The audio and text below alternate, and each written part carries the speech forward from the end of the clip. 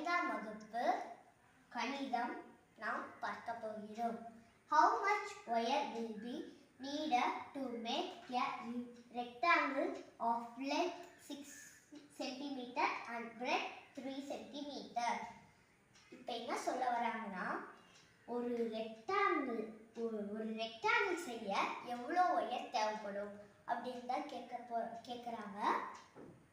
இப்போ லென்த் வந்து 6 centimetre, breadth 3 centimetre. அதே ஆப்போசிட்டாக லென்த்து 6 சென்டிமீட்டர், பிரெத் 3 சென்டிமீட்டர். எப்போவுமே ரெக்டாங்கிளோட ஆப்போசிட் சைட் சேமாக தான் இருக்கும். அதனால் இங்கே லென்த்தில் இருக்க 6 சென்டிமீட்டர் அப்படியே கீழேயோ, பிரெத்தில் இருக்க 3 சென்டிமீட்டர் அப்படியே ஆப்போசிட்டாகவும் வந்துடும். ஸோ இப்போ சுற்றளவு, அதோட சுற்றளவு போட்டுக்கலாம். அப்போ தான் ஆன்சர் நமக்கு கிடைக்கும்.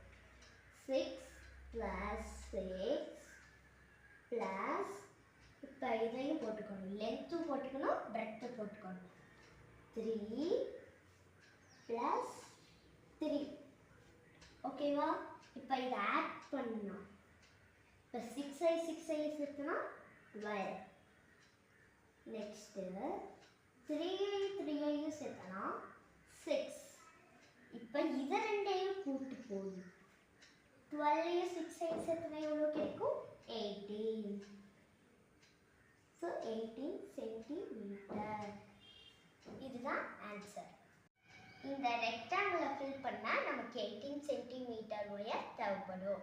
பாய்.